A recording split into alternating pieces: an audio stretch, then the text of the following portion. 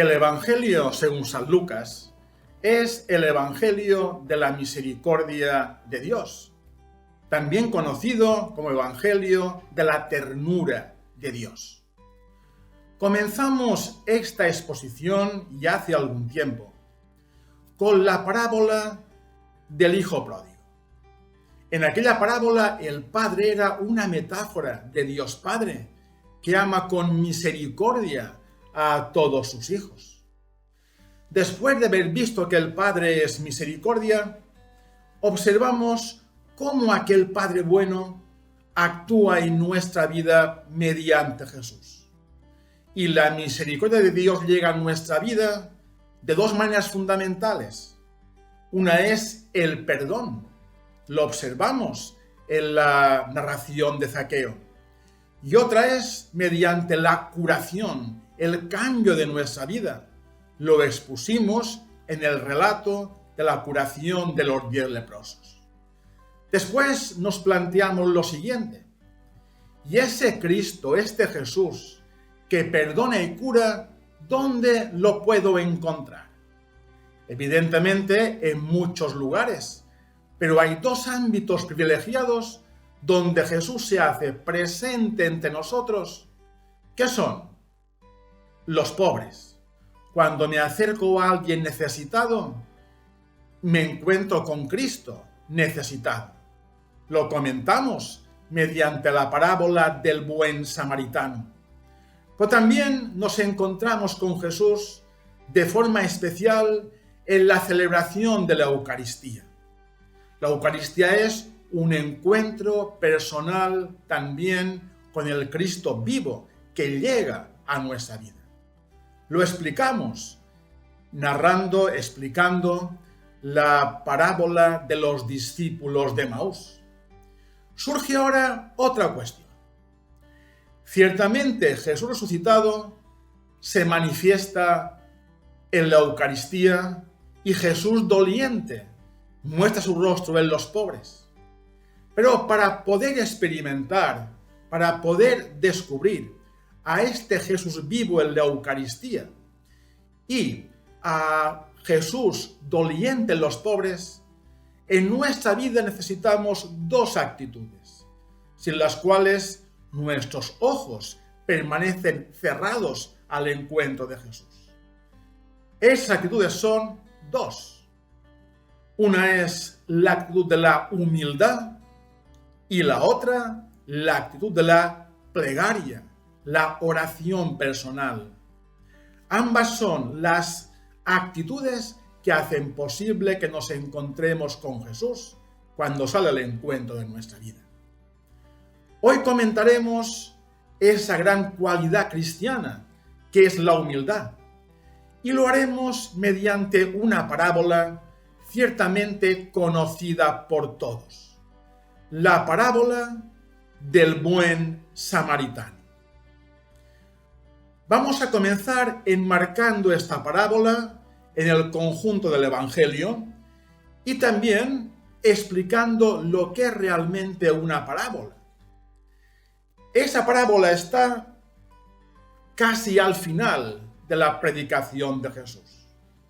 Como sabéis, Jesús emprende un largo viaje desde Galilea hasta Jerusalén y a lo largo de esta ruta va instruyendo a sus discípulos para que cuando Él haya subido al cielo en la ascensión, ellos con su presencia puedan continuar predicando el Evangelio. Y en ese largo viaje, Jesús les va exponiendo los grandes ejes de la vida cristiana: la plegaria, la amistad, la ternura, la misericordia, la oración y también la humildad. Por tanto, esa parábola es una parábola para que los apóstoles y la gente que estaba entonces en su entorno vean que la humildad es una cuestión necesaria para el encuentro con el Dios de la ternura. Y el relato es una parábola. Comencemos explicando lo que es una parábola. En la Sagrada Escritura aparecen diferentes tipos de textos. Por ejemplo, unos nos cuentan la historia de un rey. Por ejemplo, la del rey Manasés. Son textos históricos.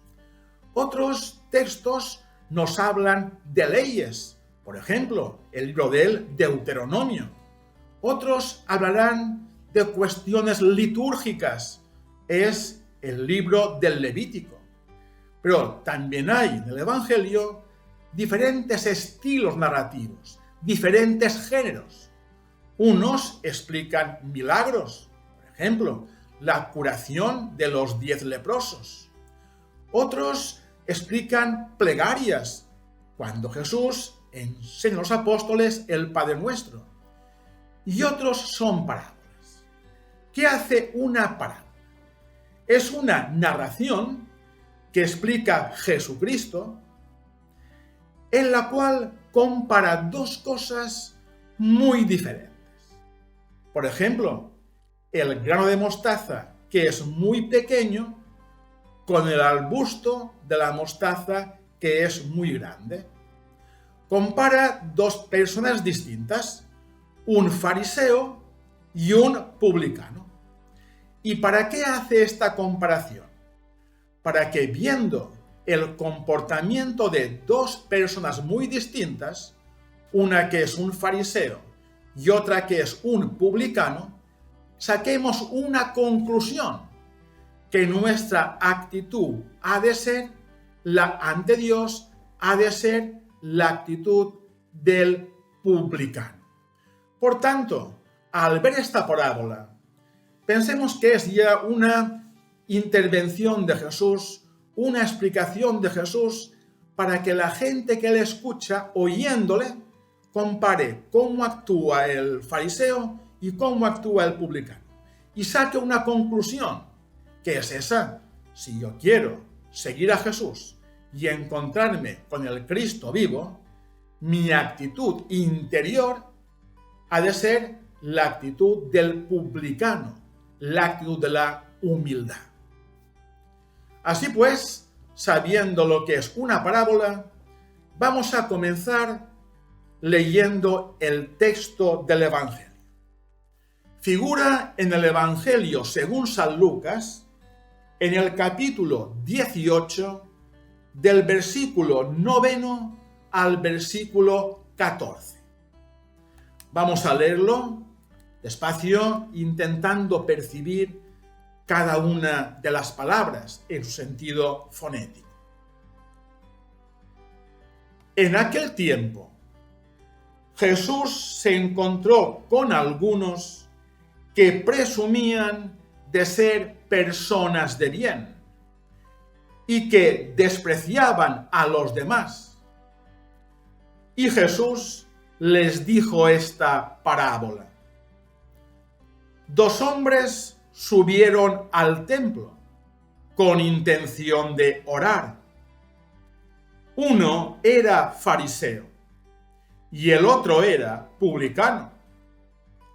El fariseo, erguido, hacía interiormente esta plegaria: Dios mío, te doy gracias porque yo no soy como los demás hombres, que son ladrones, injustos y adúlteros, ni tampoco soy como ese publicano que está a mi lado.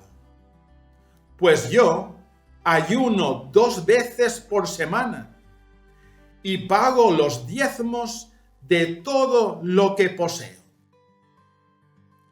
Por su parte, el publicano, manteniéndose a distancia, no se atrevía ni siquiera a levantar los ojos al cielo, sino que se golpeaba el pecho, diciendo: Dios mío, ten misericordia de mí, pues yo soy un pecador. Os digo que éste bajó a su casa reconciliado con Dios y el otro no, porque el que se ensalza será humillado y el que se humilla será enaltecido. Palabra del Señor. Comencemos intentando exponer la escena de este Evangelio. Jesús va caminando con sus discípulos, ya en dirección hacia Jerusalén, un poco antes de entrar en Jericó, y él con sus discípulos se encuentra a un grupo de hombres, a un grupo de varones que se tenían por personas de bien y despreciaban a las demás personas que tenían a su lado.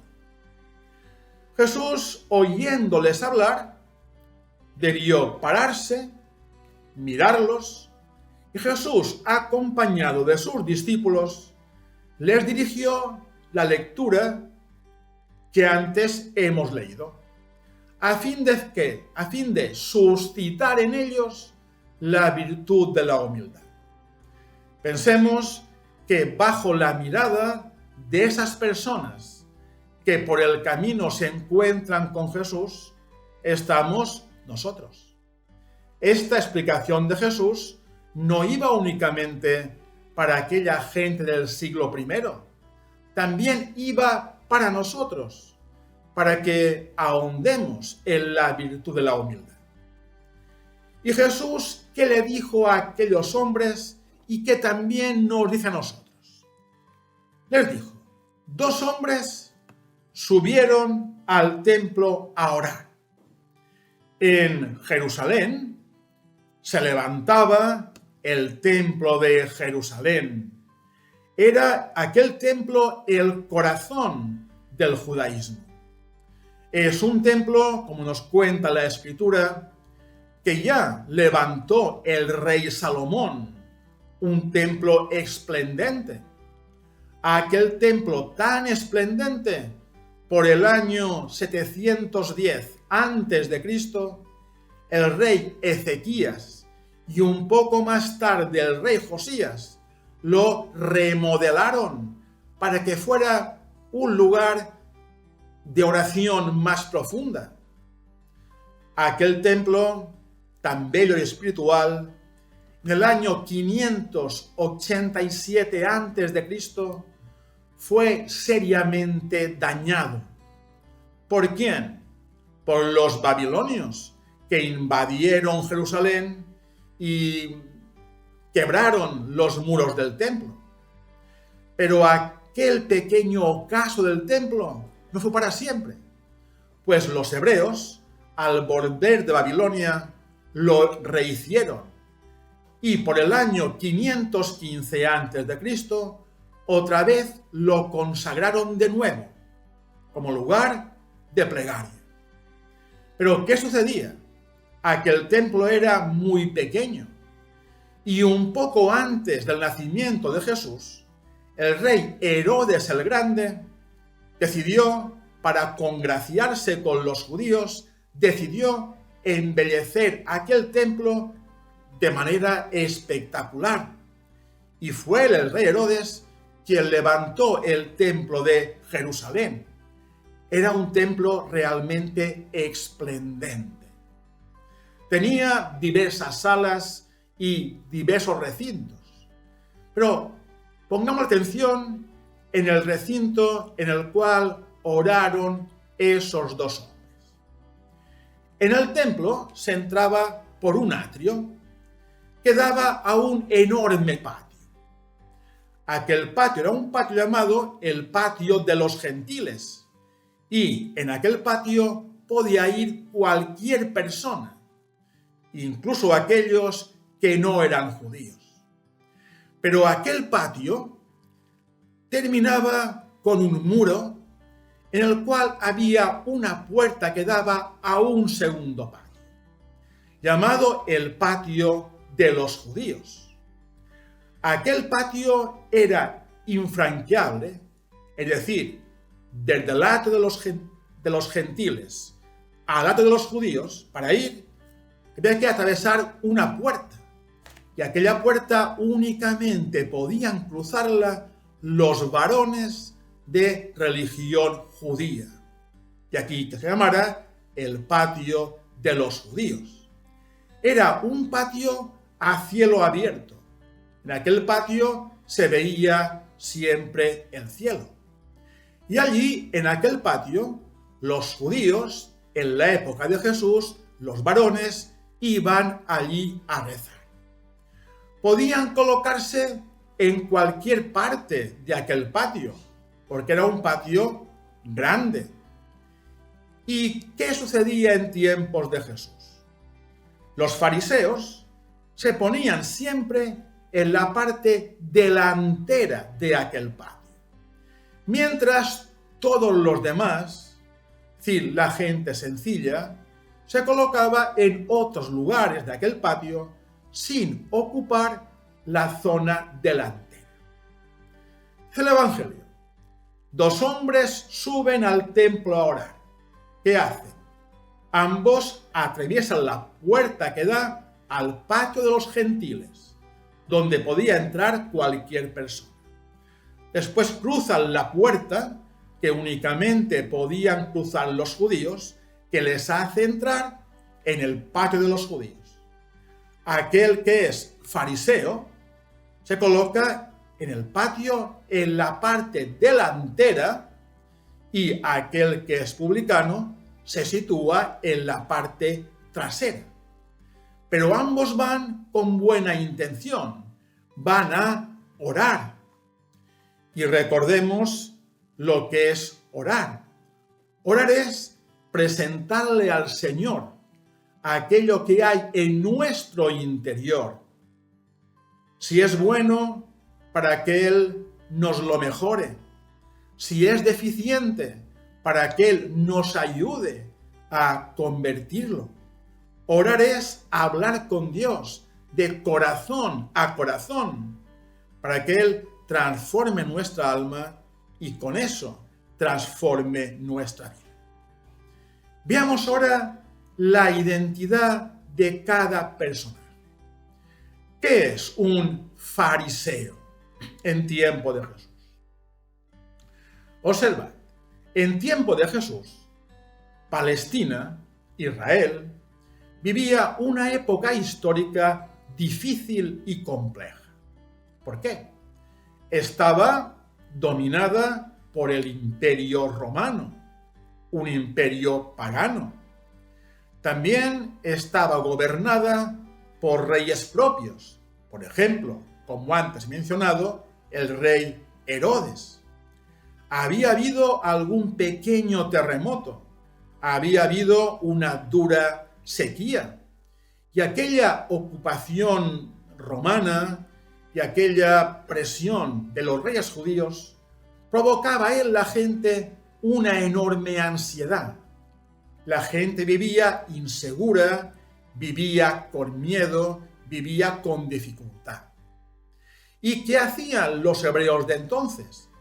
Ante aquella gran dificultad y ante aquella angustia personal, pedían constantemente al Señor que llegara el Mesías, aquel que tenía que salvar y redimir a Israel y devolverle la libertad, la paz y la calma interior. En aquel tiempo todo el mundo esperaba al Mesías.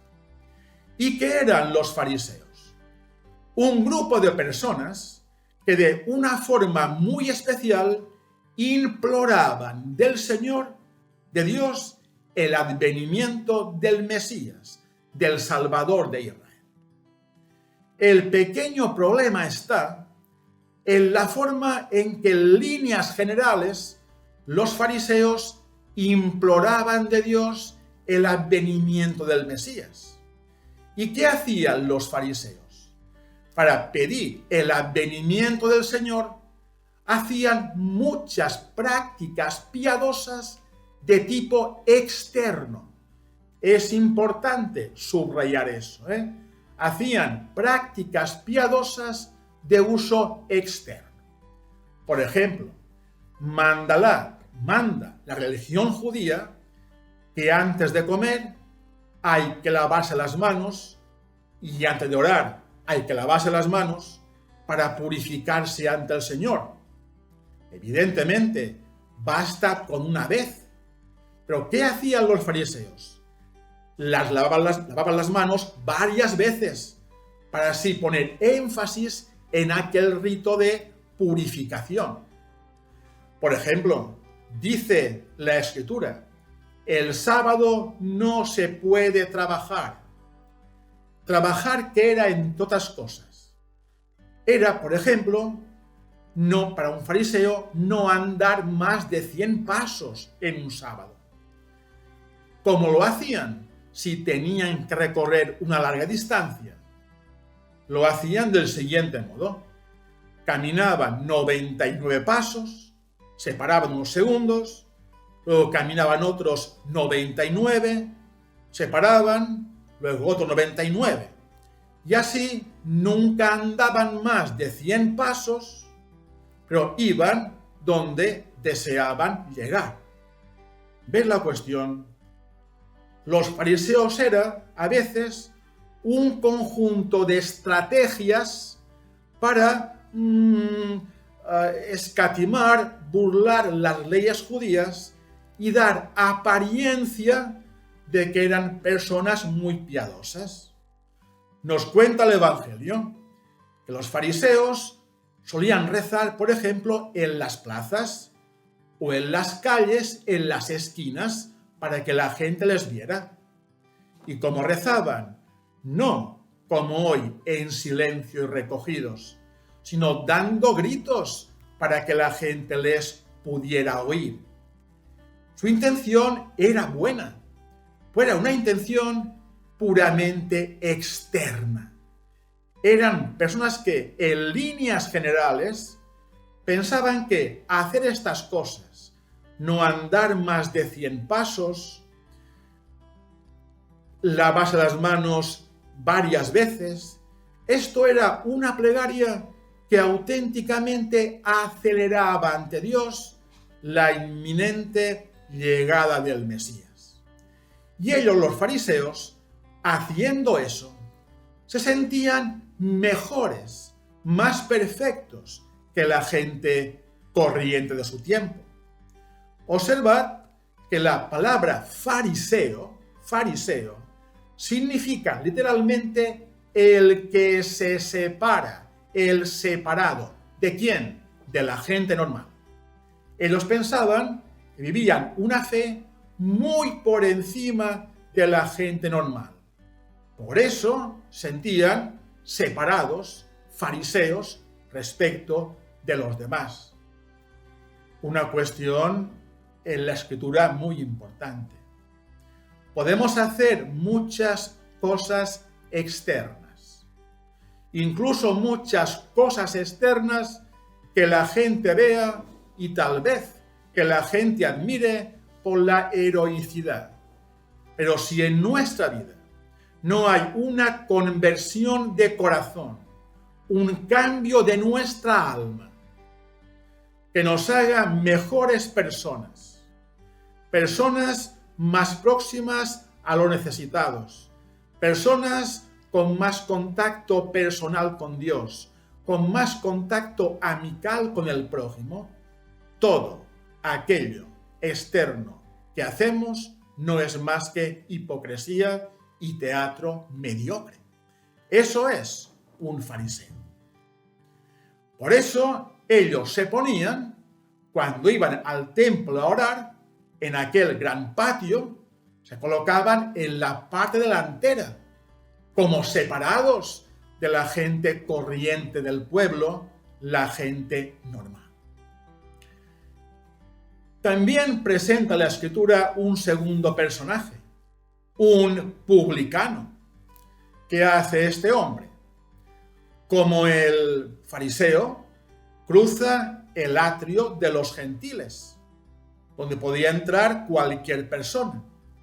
Luego atraviesa la puerta que desemboca en el atrio de los judíos, donde van los judíos a orar. ¿Y qué hace? Como la gente corriente, la gente normal, se queda al final del patio, en la parte trasera. Ahora bien, ¿qué es un publicano? La palabra publicano también puede traducirse como cobrador de impuestos. ¿Y eso qué era en tiempos de Jesús? Como decíamos antes, Palestina estaba dominada por el Imperio Romano. Un imperio que exigía de los judíos el pago de un impuesto por persona. Como los romanos no podían ir a cobrarlo persona por persona, dedicaban en cada ciudad y de cada ciudad en cada barrio y a veces de cada barriada en cada calle una persona judía que cobraba en nombre de Roma el impuesto que tenían que pagar los judíos. Pero ved algo importante.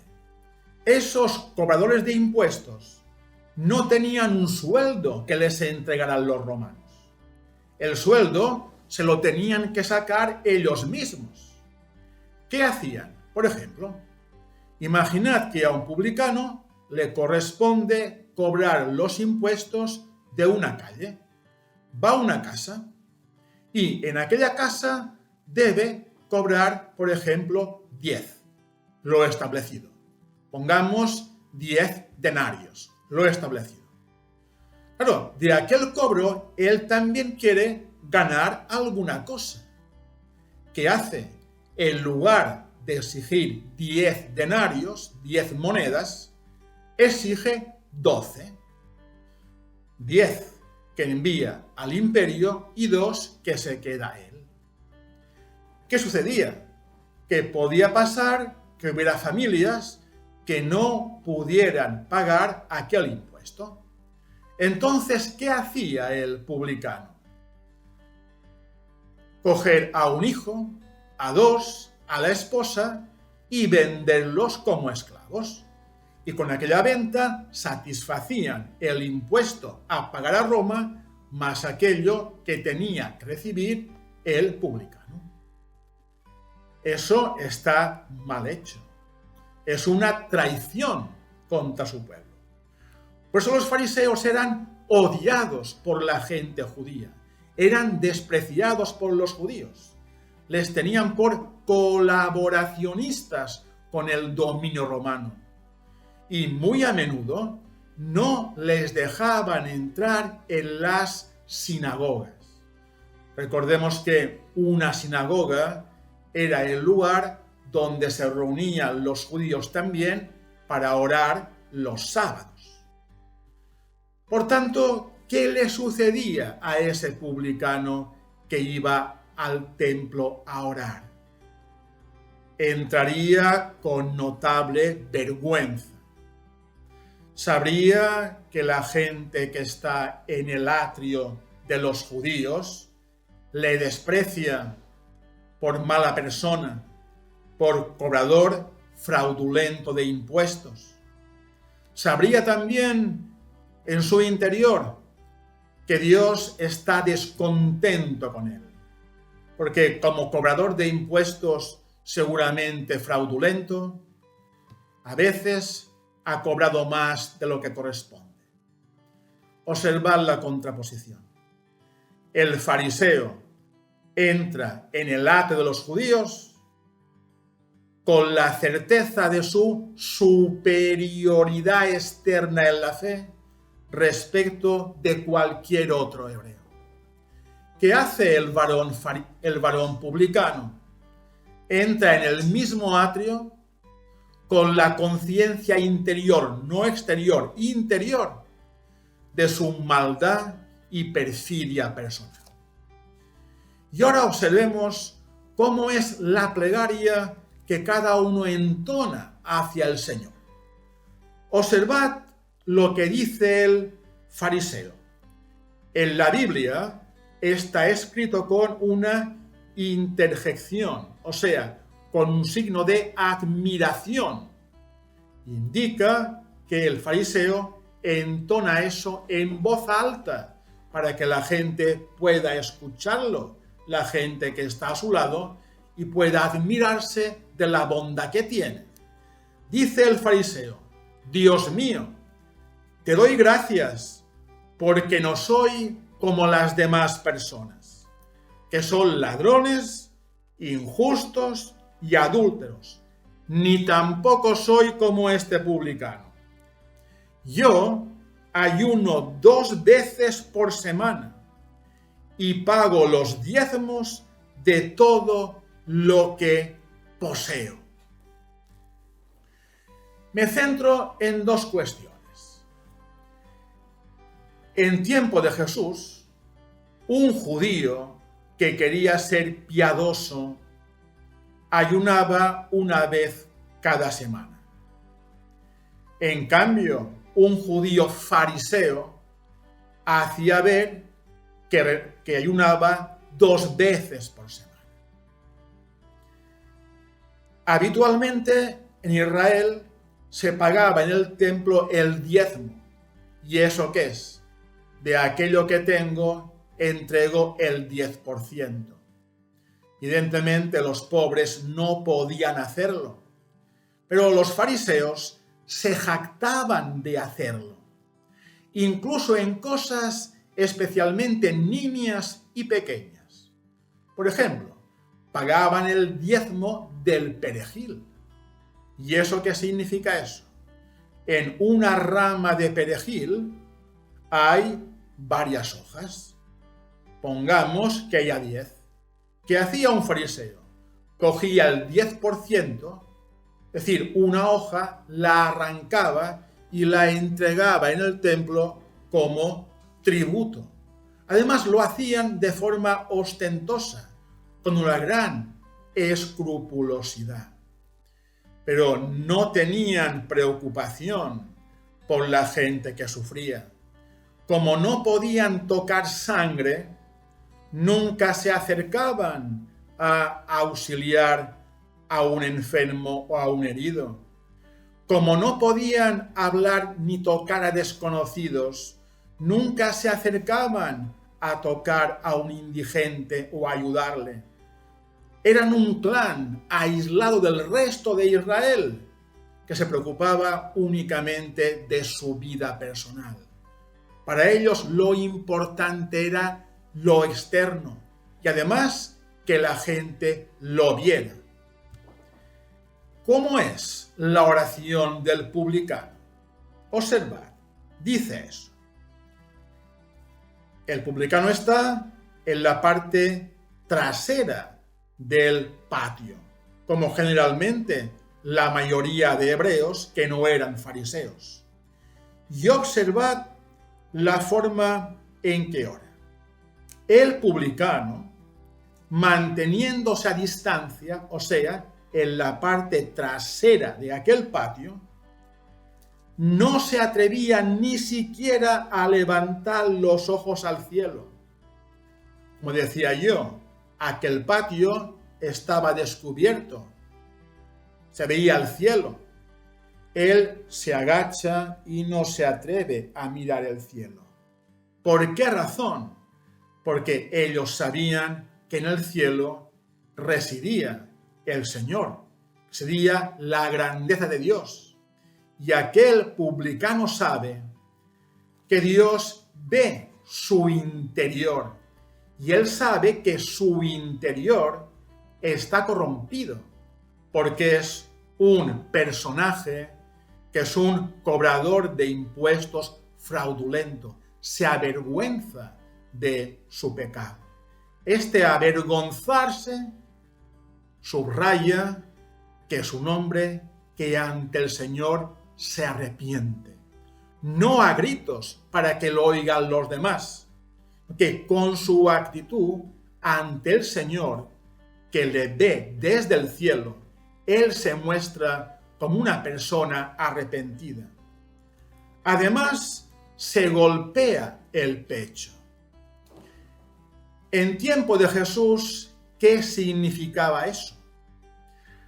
Hoy en día pensamos que para un ser humano el órgano más importante es el cerebro, porque en él radica la capacidad de pensar. En cambio, en tiempo de Jesús y en todo el mundo antiguo, la opinión general decía que el órgano más importante era el corazón, porque allí residían las facultades esenciales de la persona humana: la razón, el pensamiento y, sobre todo, el corazón era el ámbito en el cual se encontraba Dios con la conciencia del ser humano. Era un lugar, el corazón, en el cual el hombre podía escuchar la voz de Dios y el ámbito donde el Señor le hablaba. ¿Y qué hace el fariseo? Se golpea diciendo: Señor, mi corazón está corrompido. Lo siento, con ese golpe quiero abrirlo para que entres tú y lo sanes. Golpearse el pecho es también una forma de plegaria muy importante en el mundo antiguo y simbolizaba eso, el deseo de, lenguaje nuestro, romperse el corazón para que el mal que anida en él pueda salir y pueda entrar en este corazón el bien que Dios nos da, su gracia, que es aquello que nos hace ser testigos del Evangelio. Y dice aquel publicano, fijaos bien que el texto, en este caso, no lo pone con signos de admiración, lo pone sin esos signos. ¿Qué significa eso? Que aquel hombre ora muy bajo, con voz muy queda, muy callada, tal vez únicamente en su pensamiento, una voz que únicamente ha de oír él y el Señor, que le escucha en aquel corazón abierto. Y dice aquel publicano: Dios mío, ten misericordia de mí, que soy un pecador. Dios mío, ten misericordia de mí, que soy un pecador.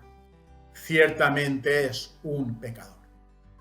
Es alguien que colabora con el régimen romano en la opresión de Palestina. Tal vez sea alguien que ha cobrado a los demás más de la cuenta. Tal vez sea alguien que ha vendido a otro como esclavo para cobrarle un impuesto. Y eso es pecar, hacer daño a otra persona.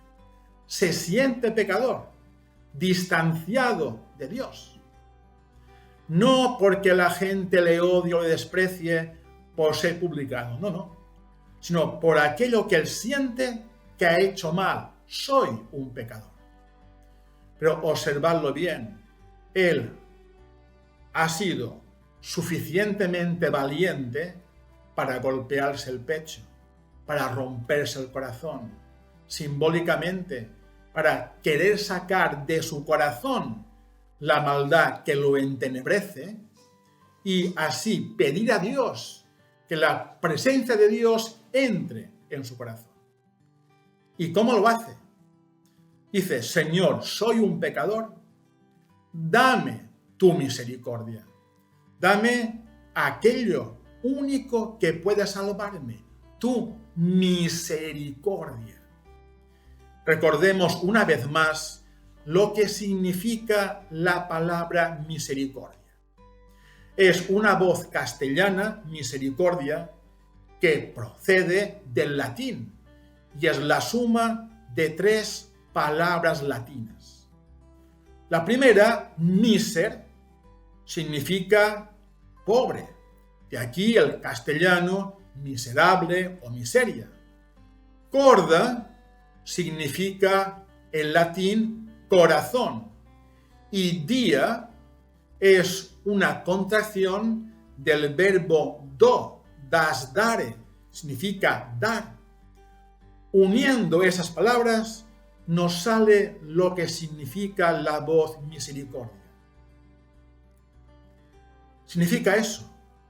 Es misericordioso quien se entrega a sí mismo para calmar la pobreza del corazón de su hermano. Quien se entrega a sí mismo o da algo de sí mismo para calmar la pobreza del corazón de su hermano, ese es una persona misericordiosa. ¿Y qué le pide el publicano al Señor? Señor, dame tu misericordia. Entra en mi corazón. Borra mi pecado.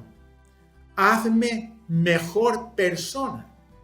Porque en nuestra vida, cuando en nuestro interior penetra la misericordia de Dios, cuando en nuestra alma entra la presencia del Señor, es esa presencia de Dios en nosotros lo que nos hace ser mejores personas y lo único que nos hace ser testigos de la ternura de Dios en nuestro mundo.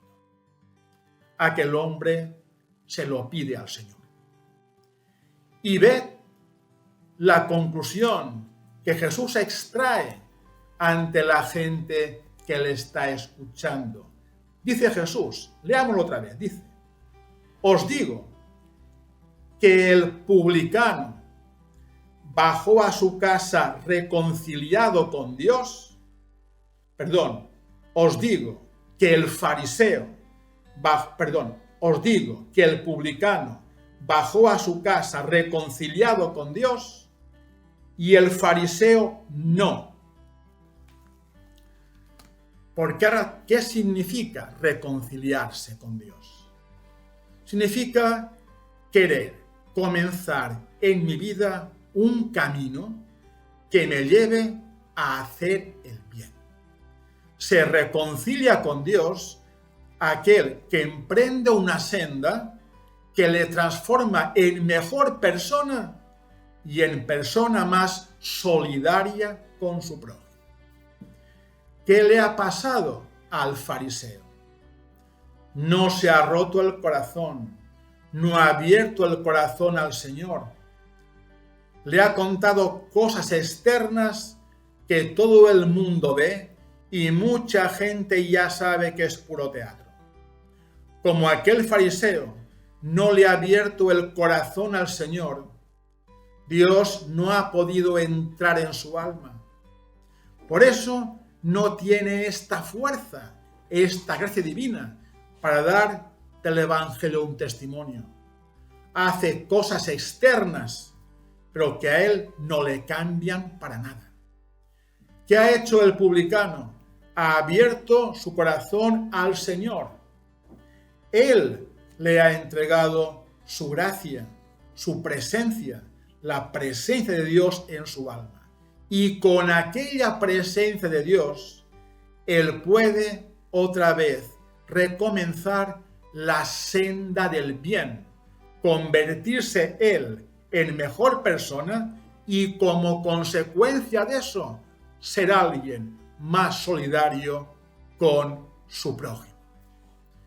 Y observad la sentencia final de este Evangelio. Porque el que se ensalza será rebajado y el que se humilla será enaltecido. Expliquemos otra vez lo que es la humildad. La humildad, como ya dijimos otra vez, no es recorrer la vida sintiéndose nada. Ser humilde no es decir, yo no sé, yo no conozco, yo no puedo. No. ¿Qué es ser humilde? Ser humilde es muy difícil, porque es una virtud. Una virtud no se tiene, se trabaja, se construye. Nadie nace humilde. La humildad es una virtud que hay que construir en la vida. ¿Y qué significa ser humilde? Lo siguiente. Es humilde aquella persona que se esfuerza por desarrollar las cualidades que tiene y que se esmera en controlar las carencias, los defectos que tiene. Y cuando hacemos eso, que nunca es fácil, ¿qué nos pasa? Nos sentimos nosotros mucho mejor porque vemos que humanamente crecemos Y al sentirnos mejor, ¿qué provocamos? Que la gente que está a nuestro lado también se sienta mejor en su vida. Si queremos encontrarnos con el Cristo vivo, que late en el corazón doliente de cualquier hermano, o encontramos con el Cristo vivo que se manifiesta en la Eucaristía entre nosotros, la primera actitud es esta: ser humilde, ser alguien semejante al publicano. Recordar que tenemos siempre un corazón interior que es mejorable. No porque seamos malos, sino porque somos personas. Como personas fallamos y nos equivocamos y erramos una vez y otra. Y cuando ante el Señor reconocemos eso, entonces nos hacemos humildes. Y Él nos da su misericordia, que es, en este caso, su gracia, la presencia del Espíritu Santo en nosotros, para que tengamos el coraje cristiano. ¿El coraje de qué? De esforzarnos para desarrollar nuestras cualidades que tenemos todos y la determinación para modelar nuestras carencias que tenemos todos. Pidamos al Señor con fe eso: ser cristianos que trabajamos y que cultivamos la humildad. Así nos hacemos semejantes a Cristo, que fue manso y humilde de corazón. Nos hacemos solidarios con todos aquellos que están a nuestro lado.